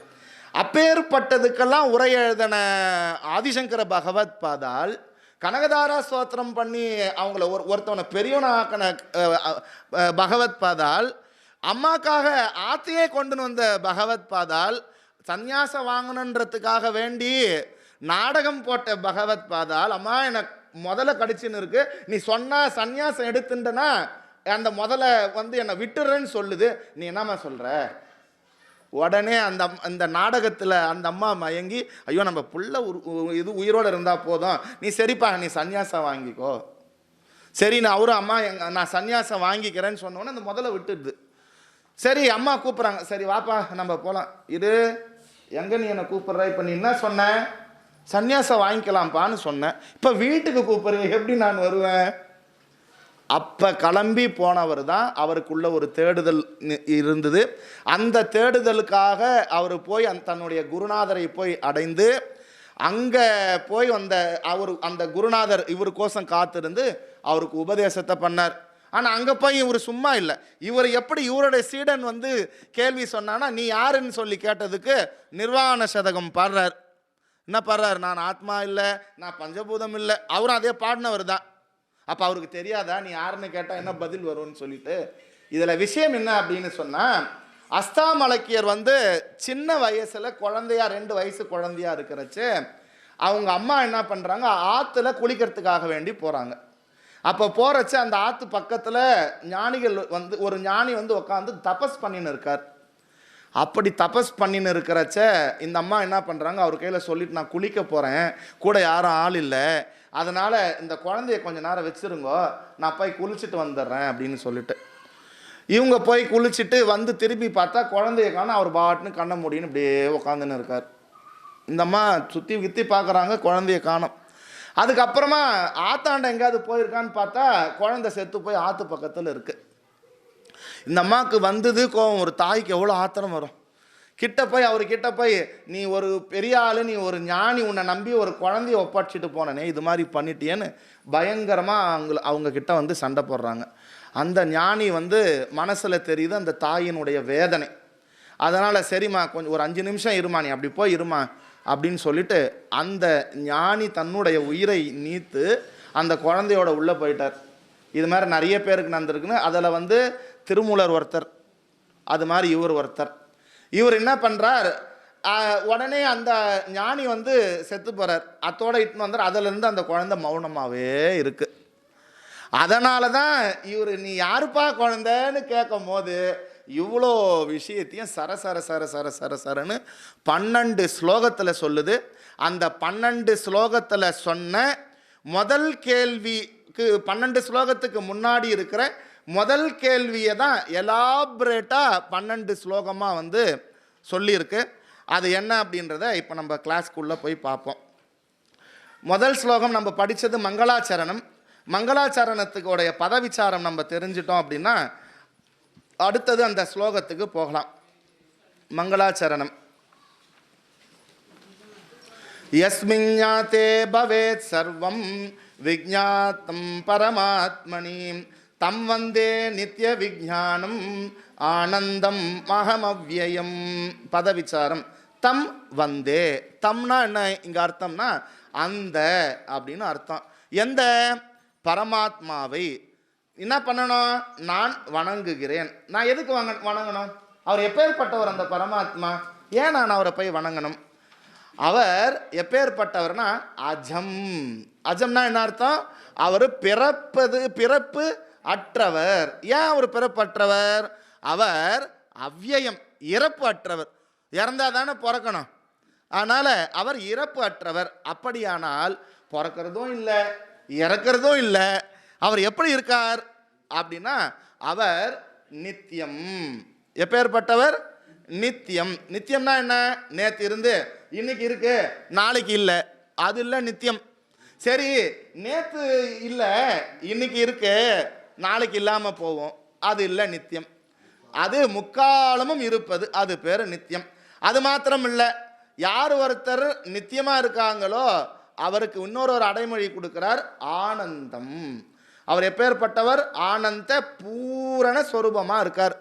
அப்படின்னா ஆனந்த பூரண ஸ்வரூபம்னா எது அப்படின்னா விஞ்ஞானம். அவர் சைத்தன்ய ஸ்வரூபமா இருக்கார். அப்பேற்பட்ட அந்த சைத்தன்ய ஸ்வரூபமா இருக்கிற அதுவே நான். அதுன்னு இங்க போட்டிருக்கோம், அதுவே நான். அதுவோன்னு போட்டிருக்கு, அந்த இடத்துல அதுவே நான் அப்படின்னு இந்த இடத்துல சொல்றார். யஸ்மின் பரமாத்மனி ஞாத்தே பவேத். அவர் எப்பேற்பட்டவர் அப்படின்னா இந்த பிரபஞ்சத்திற்கெல்லாம் எது காரணமோ அந்த காரணத்தை அவருக்கு அந்த காரணத்திற்கு அவர் தான் காரணமாகவே இருக்கார். அப்புறம் அது இல்லாத அவர் எப்படி இருக்கார்? சர்வம் விஜ்ஞாத்தம் பவதி. அனைத்தையும் தெரிந்து கொள்வதற்கு எதை தெரிந்து கொண்டால் அனைத்தையும் தெரிந்து கொள்ளலாமோ அதற்கு சமமானவராக இருக்கார். இந்த உலகத்தில் இருக்கிற A to Z, பெரிய வானத்தில் இருந்து, காற்றுல இருந்து, ஆகாசத்துல இருந்து, நெருப்புல இருந்து, எதெல்லாம் இருக்கோ, எதெல்லாம் மெட்டீரியல் காஸ்டா இருக்கோ, எதெல்லாம் இன்டலெக்சுவல் காஸ்டா இருக்கோ, எல்லாத்துக்கும் எது ஆதாரமா இருக்கு அப்படின்னா அந்த ஆத்மா. அப்படி அந்த சர்வம் விஜ்ஞாத்மம் பவதி, அனைத்தையும் தெரிந்து கொள்வதற்கு சமம் எதுவோ அப்பேற்பட்ட அந்த பரபிரம்ம ஸ்வரூபத்தை நான் வணங்குகிறேன். இது முதல் மங்களாச்சரணம். இதுல சொல்றார், என்ன சொல்றாருன்னா பிரபஞ்சத்திற்கு காரணம். வேதம் சொல்றது ஜெகத் காரணம் பிரம்ம. அது டைரக்ட் காரணம் இல்லை, அது அப்புறமா நம்ம தெரிஞ்சுப்போம். ஜெகத் காரணம் பிரம்ம அப்படின்னு இந்த ஸ்லோகத்தோட தாத்பரியம். ஸோ இதனுடைய விளக்கத்தை பார்ப்போம். எதை அறிந்தால் அனைத்து பிரபஞ்சத்தையும் அறிந்ததற்கு சமமோ அந்த பரமாத்மாவை நான் வணங்குகிறேன். அவர் பிறப்பு இறப்பு அற்றவர், நாசமடையாதவர் என்றும் உள்ள ஆனந்த பூரண ஸ்வரூபமான சைத்தன்ய ஸ்வரூபம் எதுவோ அதுவே இந்த அனைத்து பிரபஞ்சத்திற்கும் காரணமாக உள்ளது. தேர்ஃபோர் ஜெகத் காரண பிரம்மம். இதில் நம்ம எலாபரேட்டாக போனால் நமக்கு டைம் இல்லை, அதனால மங்களாச்சாரணத்தை வெறும் பதவிச்சாரம் மட்டும் பண்ணிப்போம். டீட்டெயில் இந்த இதில் இருக்கிற மெயின் ஸ்லோகத்தை மட்டும் நம்ம டீட்டெயிலாக பார்க்கலாம். ஸ்லோகம் 2. யதஞானாத் அபுத்வைதம் ஞாதே யஸ்மின் நிவர்த்ததே ரஜ்ஜு சர்பவத் அத்யந்தம் தம் வந்தே புருஷோத்தமம். ரஜ்ஜுனா என்னது? இல்லை ஜி, எனக்கு நல்லா தெரிஞ்சு, எனக்கு கல்யாணத்துக்கு அப்போ பொருத்தம் பார்த்தாங்க. அந்த 12 பொருத்தத்தில் கழுத்து பொருத்தம் கயிறு பொருத்தம் தான் ஜி எனக்கு தெரியும், அதனால் ரஜ்ஜு பொருத்தம்னு சொல்லியிருக்காங்க. ரஜ்ஜுனா கயிறு. சரி, ஓகே, ரஜ்ஜு. அதுக்கப்புறம் என்ன? சர்பவத்து. நம்மளுக்கு சொல்லவே தேவையில்ல, சர்பம்னா என்னன்னு தெரியும், பாம்பு. அத்யந்தம் நிவர்த்தத்தே, முழுமையாக அடியோடு மறைவது போல. எப்படி நம்ம பார்த்தோமே நைட்டில் ஒரு சும்மா கும் இருட்டில் அது எப்படி இருக்கும் அந்த பாம்புனா வெளிச்சத்தில் தெரியாது, அதேமாதிரி ரொம்ப இருட்டுலையும் தெரியாது. ரெண்டுத்துக்கும் ரெண்டாங்கட்டானா இருக்கிற கும் இருட்டில் தான் அந்த பாம்பு தெரியும். ஆமாம், கும் இருட்டு இல்லை, மீடியமான இருட்டு, அந்த இருட்டில் தான் அந்த பாம்பு தெரியும். ஏன்னா கொஞ்சம் நம்ம கலங்கியும், இப்போ நம்ம எல்லாம் உட்காந்து கொஞ்சம் பாதி தூங்கியும் தூங்காமலும் எல்லாம் கேட்டுன்னு இருக்கிற மாதிரி அந்த பாம்பு அப்படியே மினு தெரியும். அந்த பாம்போட நீட்டு எவ்வளோ பெருசாக இருக்கும்? கயிறோட நீட்டு எவ்வளோ பெருசு இருக்கும் அந்த நீட்டு தான் அந்த பாம்பு இருக்கும். சரி, அந்த பாம்பு பாதி கயிறாவும் பாதி பாம்பாவும் பார்க்க முடியுமா? முடியாது. ஃபுல்லாக பாம்பாக தான் தெரியும். அந்த கயிறோட நீட்டு எவ்வளவோ, அந்த கயிறு எப்படிலாம் அசையுதோ அந்த அசைவுக்கு ஏத்தாறு போல தான் அந்த பாம்பும் இருக்கும். அப்படி அத்தியந்தம் நிவர்த்தத்தை முழுமையாகவோ அடியோட மறைப்பது போல. அதுக்கப்புறம் கொஞ்ச நேரம் கிட்ட போய் இப்படி பார்த்தோம்னா கொஞ்சம் கொஞ்சமாக நம்மளுக்கு தெரியும், சே இது கயிறுப்பா காற்று ஆடின்னு இருக்கு, நம்ம பாம்புன்னு நினச்சிட்டோம். இதுக்கு நம்ம என்ன பண்ணோம், கொஞ்சம் கிட்ட போய் நம்முடைய மனசை கொஞ்சம் குவிச்சு இது என்ன ஏதுன்னு சொல்லிட்டு புத்தியில் பார்த்து ஏற்கனவே இருக்கிற அனுபவத்தை வச்சு இல்லை இது பாம்பு இல்லை கயிறு தான் அப்படின்னு தெரிஞ்சுக்கிட்டோம். அப்படி யத் ஞானாத் துவைதம் அபூத், அந்த ஞானத்தால் துவைதம் மறைந்து விடும். ஏன்? அங்கே பாம்பு வேறையாவும் தெரியல, கயிறு வேறையாவும் தெரியல. இந்த பாம்பு எப்படி இருக்கு, அந்த கயிறு மேலே ஏற்றி வைக்கப்பட்டிருக்கு, வெறும் தோற்றமா இருக்கு. அதனால யஸ்மின் ஞாத்தம் துவைத் நிவர்த்ததே, எனக்கு அது ரெண்டு டைலமா இருந்ததுல பாம்பா கயிறா கயிறா பாம்பா, அது எனக்கு நிவர்த்தியாகி பூரண ஞானமாக இல்லை அது கயிறு தான் அப்படின்னு திடஞானம் எனக்கு ஏற்பட்டது. ஞானத்தால் துவைதமானது முழுமையாக மறைந்துவிடும். தம் வந்தே புருஷோத்தமம். அப்படி துவைதமாய் விளங்கும் இந்த பிரபஞ்சம். இந்த பிரபஞ்சம் எப்படி இருக்கு, ஒன்னாவா இருக்கு, 4-5 உலகமா இருக்கா, இல்லை ஒரே உலகமாக தான் இருக்கு? சரி, ஓகே. இந்த உலகம் ஒன்றாக இருந்தாலும் அதுக்கு என்னென்னலாம் இருக்கு, நாம ரூபத்துக்கு என்னென்னலாம் நம்ம டெஃபனிஷன் கொடுப்போம். என்ன இருக்கு, நாம ரூபம்னு ஒன்று எடுத்துட்டோம்னா அதுக்கு என்னென்ன டெஃபனிஷன் இருக்கு, காலத்துக்கு உட்பட்டது, தேசத்துக்கு உட்பட்டது, அதுக்கப்புறம் என்ன அளவுகளுக்கு உட்பட்டது. அது எப்படி ஒரு இந்த உலகத்தோட அளவு எவ்வளோ ஈஸியாக சொல்லிடுறாங்க. இந்த உலக உருண்டையோட அளவு அதுக்கு அடின்னு இருக்கு, முடின்னு இருக்கு. அதில் எல்லா ஞானிகளும் வேற சொல்றாங்க, நம்ம கேள்விப்பட்டதெல்லாம் 8 திக்கு தானே, 10 திக்குன்னு சொல்றாங்க. எப்படி 10 திக்கு, மேலே கீழே. ஸோ இதுக்கு அளவு இருக்கு, என்டிட்டி இருக்கு, நாமம்னு ஒன்று இருக்கு, ரூபம்னு ஒன்று இருக்கு. அதோட மாத்திரம் இல்லை, இரவுன்னு ஒன்று இருக்கு, பகல்னு ஒன்று இருக்கு, கஷ்டம்னு ஒன்று இருக்கு, துக்கம்னு ஒன்று இருக்கு, இன்பம்னு ஒன்று இருக்கு. இது மாதிரி நிறைய இருக்கு. தூக்கம்னு ஒன்று இருக்கு, விழிப்புன்னு ஒன்று இருக்கு, இது மாதிரி நிறைய இருக்கு. இந்த உலகம் துவைதமானது. ஸோ இது முழுமையாக மறைந்து விடும். தம் வந்தே புருஷோத்தமம். அப்படி துவைதமாய் விளங்கும் இந்த பிரபஞ்சமான நாம ரூபம் மறைந்து பரபிரம்மஸ்வரூபம் விளங்கும். எப்படி அந்த பாம்பை நம்ம பார்த்தோம்ல, பாம்பு மறைஞ்சு போய் அதனுடைய உண்மைத்தன்மையான அந்த பாம்பிற்கு அதிஷ்டானம், அது முக்கியம், அதை பற்றிலாம் நிறைய விளக்க போறார். அதிஷ்டானமாக இருக்கிற அந்த கயிறு, இந்த இடத்துல ஓமானம் பிரம்மத்திற்கு உபமானத்தை சொல்றார். அப்படி இந்த உலகத்துக்கு ஓமானம் எது, பாம்பு.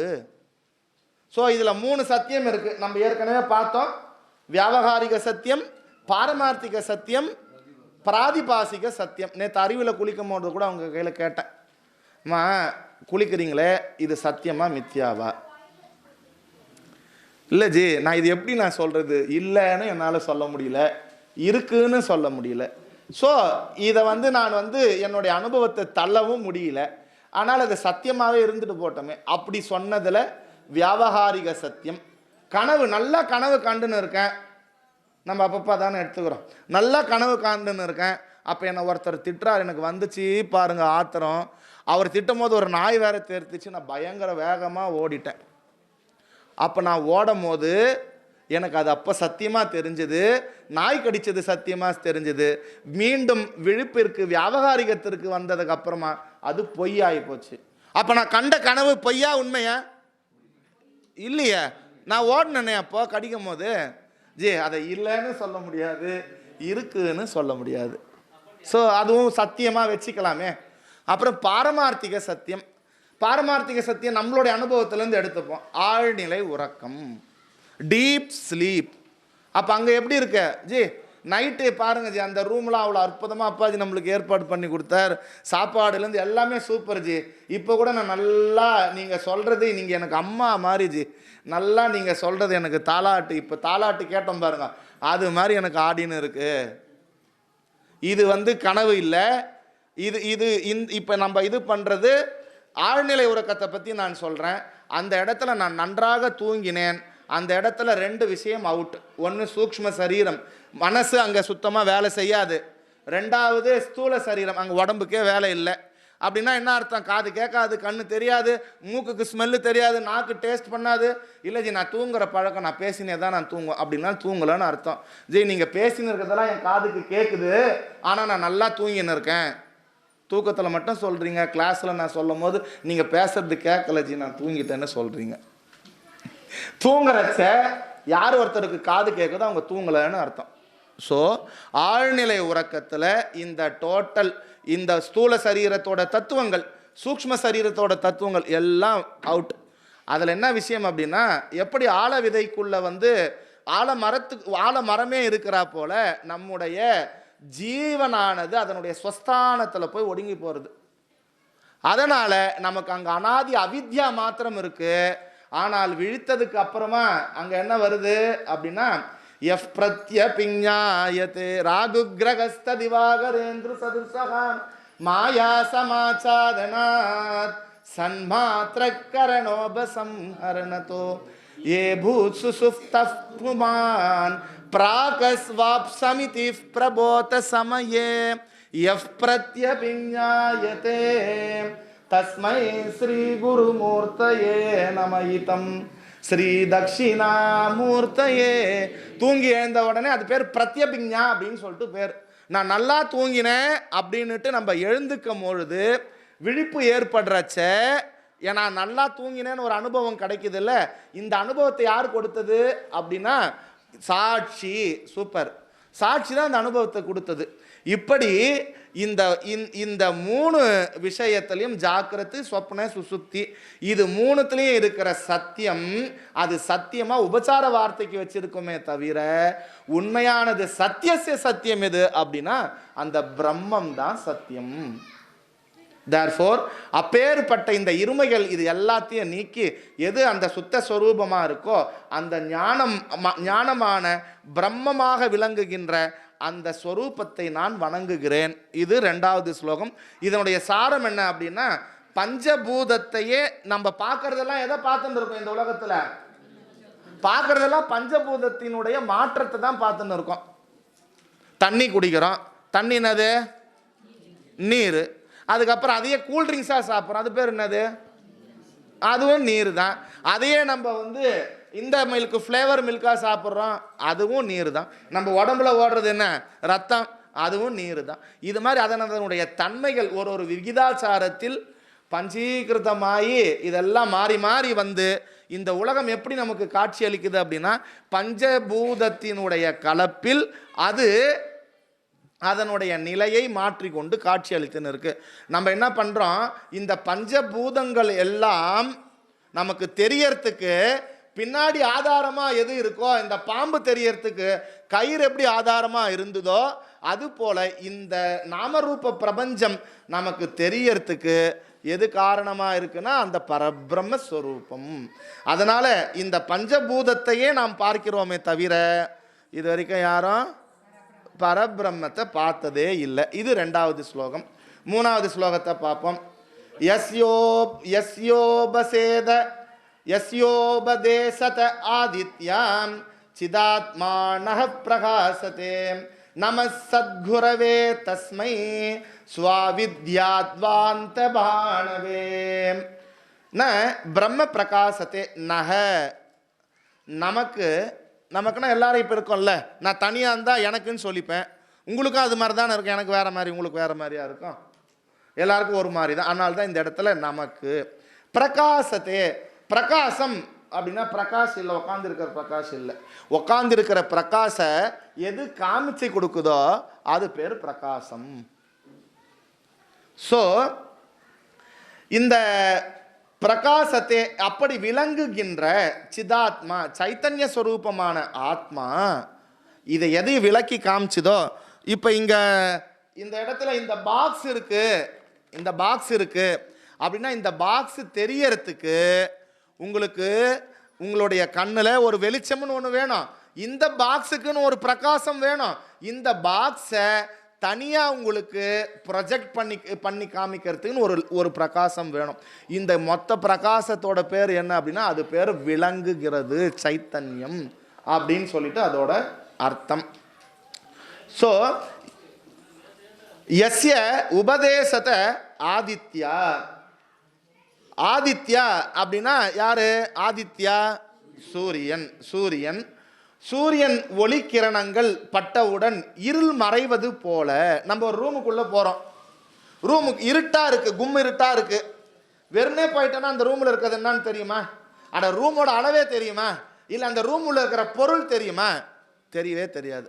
ஒரு லைட்டு உள்ள எடுத்துன்னு போயிட்டோம், டார்ச் லைட் எடுத்துன்னு போயிட்டோம்னா அந்த லைட்டு அந்த டோட்டல் ரூமையும் வந்து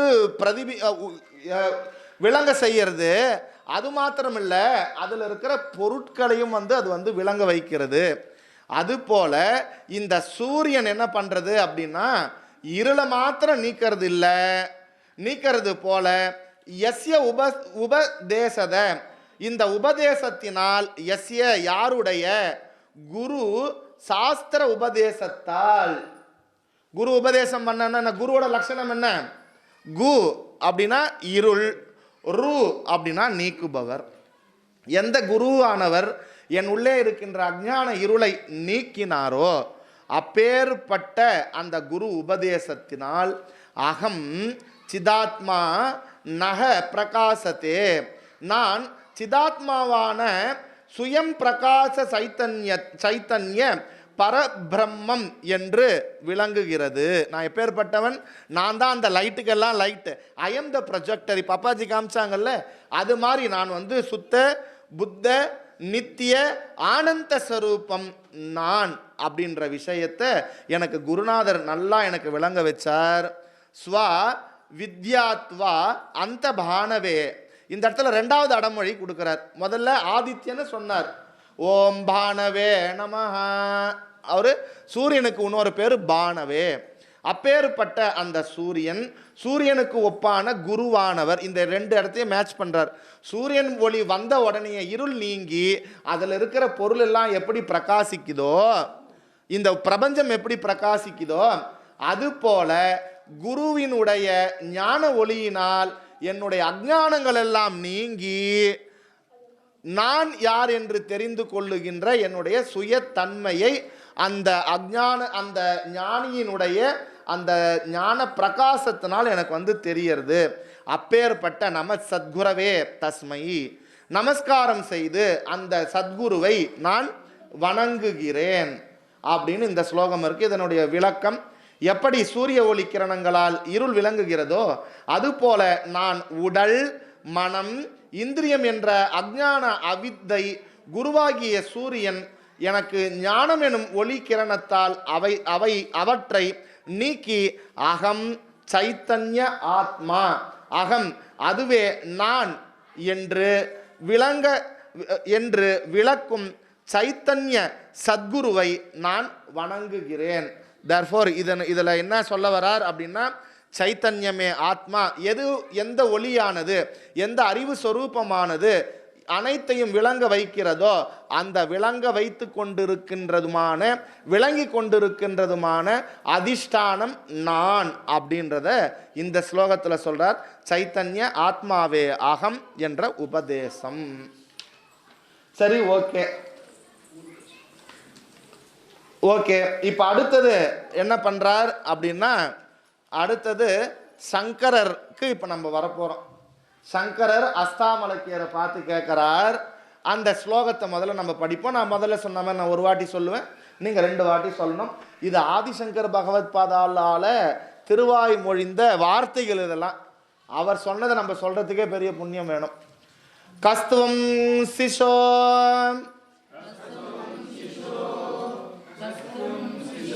இது 3 வார்த்தையை சேர்த்து ஒன்னா சொல்லணும். கஸ்துவம் சிசோ கஸ்ய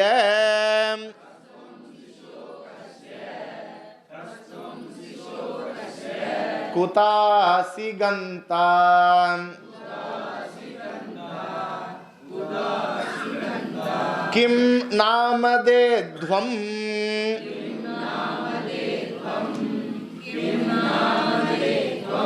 குத ஆகதோசி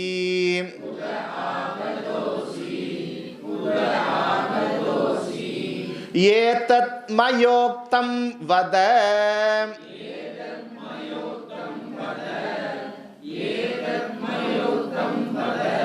சார்பகத்வம்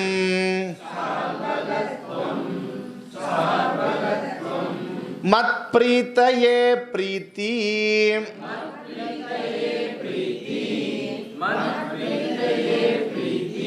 விவர்த்தனோசி.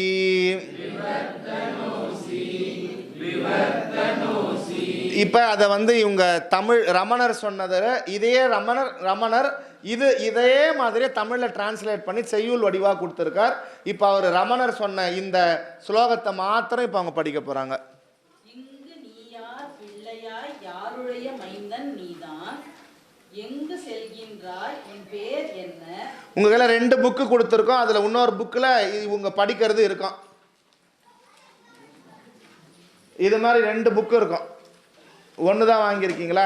சரி, அடுத்த கிளாஸில் வாங்கிக்கோங்க. இப்போ அவங்க படிக்கிறத மட்டும் கேட்டுங்க.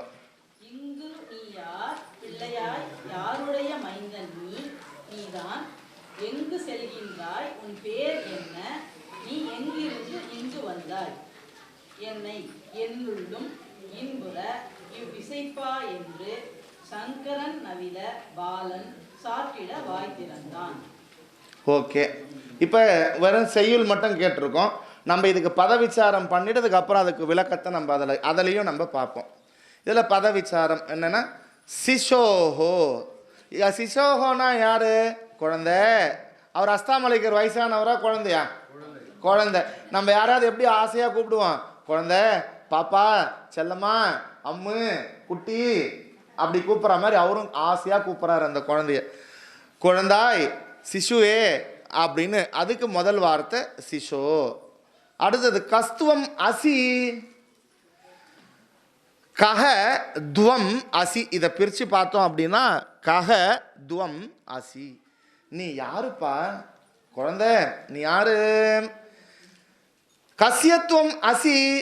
நீ யாரை சார்ந்து இருக்கின்றாய்? நீ எங்கேருந்து வந்த? நம்ம கேட்பல, நீ யார் வீட்டு குழந்தைப்பா, யாரோட பையன்? அது மாதிரி நீ யாரை சார்ந்து வந்திருக்கிறாய்? துவம் கசிய. நீ யாருடைய குழந்தை? நீ எந்த ஆசிரம வர்ணத்தை சார்ந்து இருக்கின்றாய்? நீ யார் வீடுப்பா? நிறைய பேர் சொல்லுவாங்க, இவர் செட்டியார் வீட்டு குழந்தை, இவர் வந்து அந்த வீட்டு குழந்தை அப்படின்னு சும்மா ஒரு இதுவில் சொல்லுவாங்க அந்த காலத்தில். அதே மாதிரி கேட்குறார், நீ எந்த வர்ணத்தை சேர்ந்திருக்க? குதோசி கந்தா. சரி, நீ எங்கேருந்து வந்திருக்க? இங்கே என்னப்பா, எங்கே வந்த அப்படின்னு நம்ம கேட்போம்ல, அது மாதிரி அவரும் கேட்குறார், எங்கேருந்து வந்திருக்கின்றாய்? சரி, நீ எங்கே தான் போக போகிற அப்படின்னா என்ன, உன்னோட மோட்டிவ் என்ன, ஏன் நீ பேசாமல் இருக்க, அந்த நோக்கத்தில் கேட்குறார். துவம் குதஹா ஆகதோசி. நீ எங்கிருந்து வந்தவனாக இருக்கின்றாய்? உன்னுடைய பரம்பரை என்ன? எந்த ஆசிரமத்தில் இருக்க? நீ ஒருவேளை சன்னியாசியா இல்லை பிரம்மச்சாரியா? எனக்கு எதுவுமே தெரியல, நீ கொஞ்சம் வாய் திறந்து தான் பேச. கிம் நாமதேயம், உன் பேர் என்ன? உன் பேரனாச்சே சொல்ல. ஏதத் மயா உக்தம் வத. ஏதத் மயா உக்தம். மேலே நான் உக்தம்னா நான் கேட்டேன். மேலே நான் இத்தனை கொஸ்டின்ஸ்லாம் கேட்டிருக்கேன்ல. என்னென்ன கொஸ்டின்ஸ்லாம் கேட்டாரு?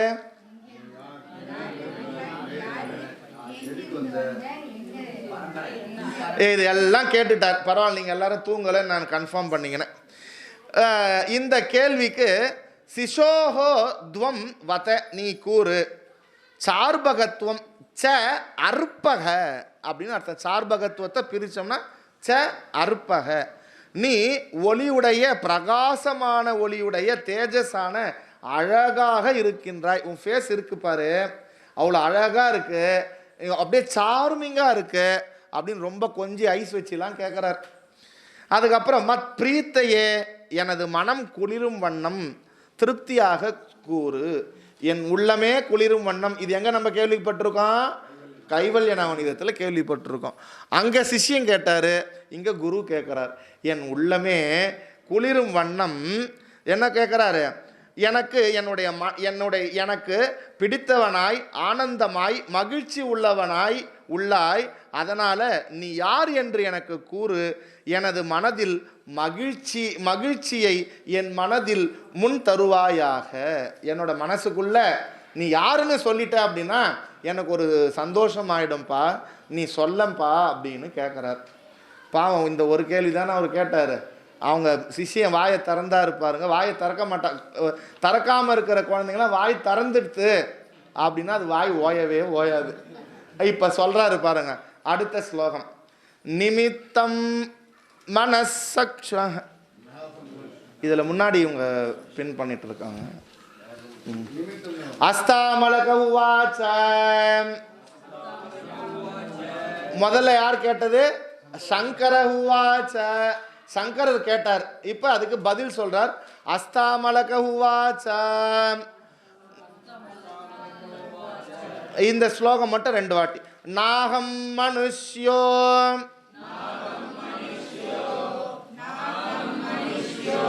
நீங்க இதுல எப்படி சொல்லணும்னா யோன்னு இருக்குல்ல, பிரிச்சு படிக்கும் போது நாகம் மனுஷ்யா,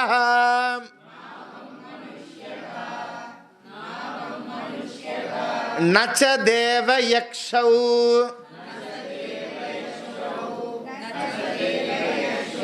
ந பிராமண க்ஷத்ரிய,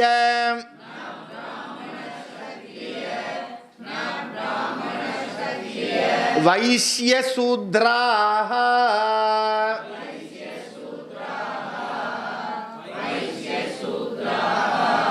ந பிரம்மச்சாரி ச,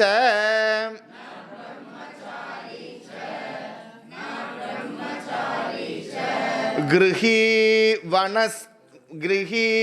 வனஸ்ததா,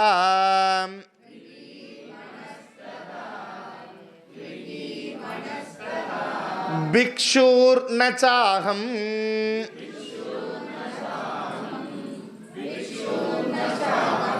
நிஜபோத ரூபஹ.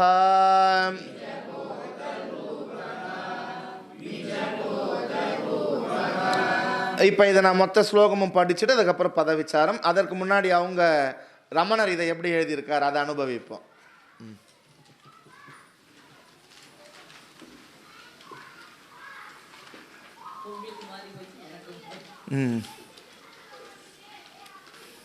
நானலன் சுரணியற்றன் நானிலன் அந்தணன் மற்றும் அரசனும் வணிகன் சூத்திரன் அல்லன் பிரம்மச்சாரி கிரகியும் வானப்பிரஸ்தன் கேட்கலல் சந்நியாசி நிறையினில் ஆறுமல்லேன் நிஜபோத வடிவமாமே. இதில் சொல்றார் பதவிச்சாரம். ந அகம் மனுஷ்யோ அப்படின்னா என்ன அர்த்தம்? மனுஷ்யா அப்படின்னா நான் மனுஷன் இல்லை.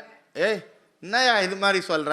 குழந்த மாதிரி இருந்த வாயே திறக்கலை, இப்போ நான் மனுஷன் இல்லைன்னு சொல்றிய. என்ன இவ்வளோ நாள் பேசாததுனால உனக்கு ஏதாவது புத்தி பேருதம்மா? மனுஷன் இல்லைன்னு சொல்ற, அப்போ நீ யார் தான் சொல்ல? அடுத்தது ஆரம்பிக்கிறார்.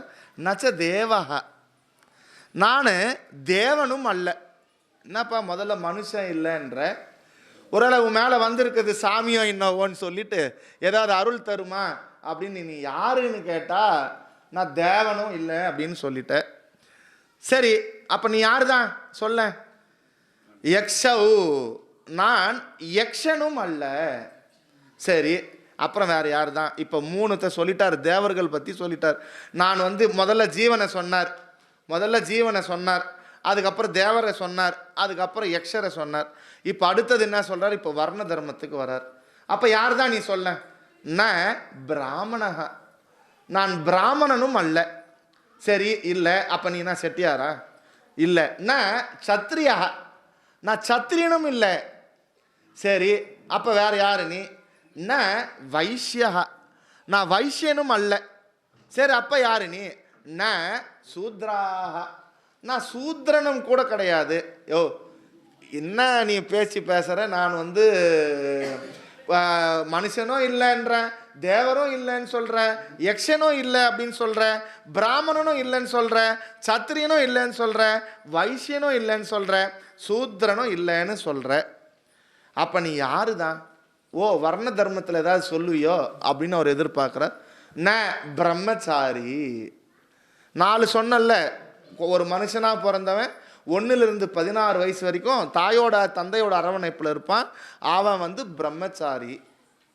அப்போ நீ பிரம்மச்சாரியை, நீ குழந்தை மாதிரி 13 வயசு உனக்கு, பிரம்மச்சாரி இல்லைன்றிய, எப்படி நீ பிரம்மச்சாரி இல்லைன்னு சொல்கிற? சரி, பிரம்மச்சாரி இல்லை, அப்போ உனக்கு எதாவது தெரியாமல் கல்யாணம் எதாவது நடந்திருக்கா? ந கிரகி, நான் இன்னும் கல்யாணம் ஆகலை, நான் கிரகஸ்தன், நான் கிரகஸ்தன் அல்ல, குடும்பஸ்தன் அல்ல. சரி, அப்போ யாருப்பா?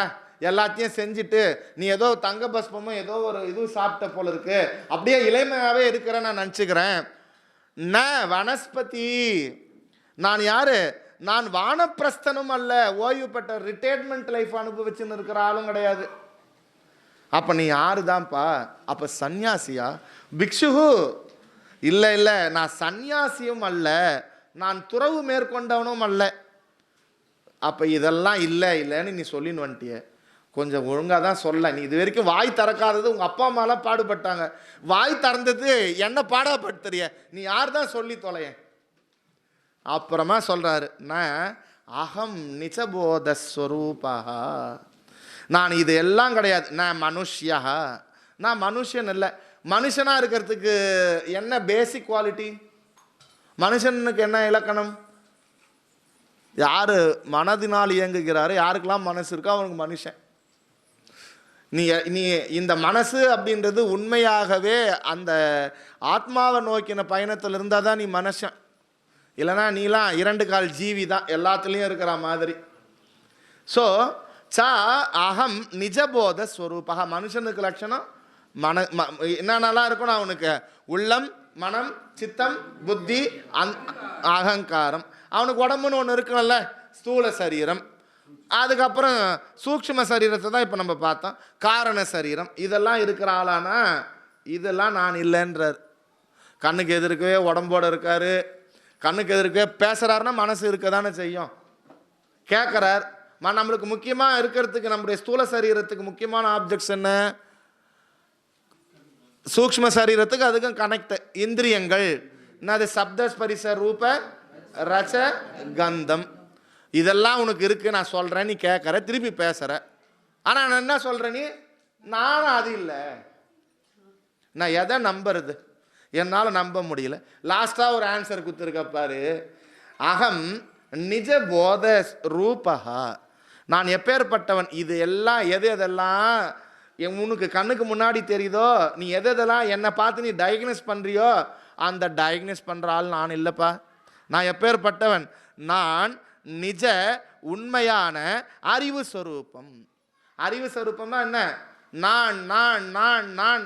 உங்களுக்குள்ள எத்தனை எண்ணங்கள் வந்தாலும், கஷ்டமாக இருந்தாலும், துக்கமாக இருந்தாலும், எப்பயுமே அது கூடவே இருக்குது.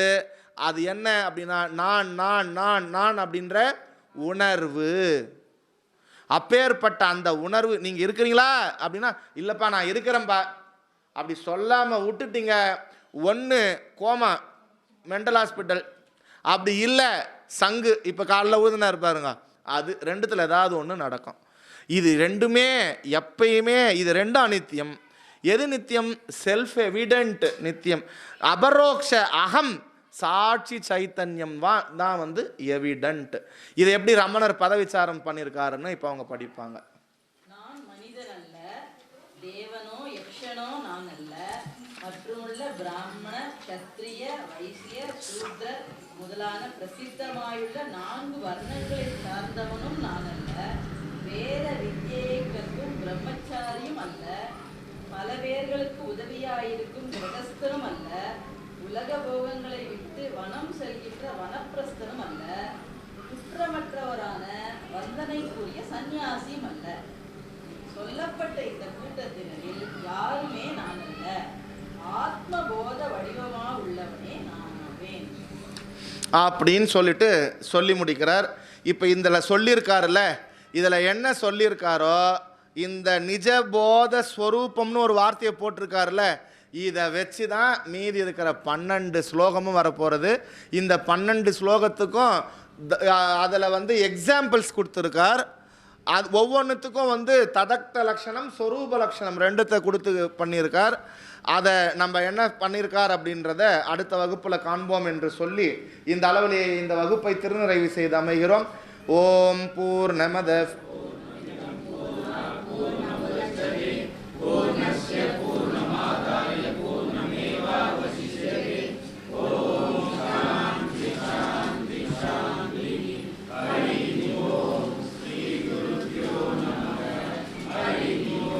மூர்த்தி எல்லாம் வாழி எங்கள்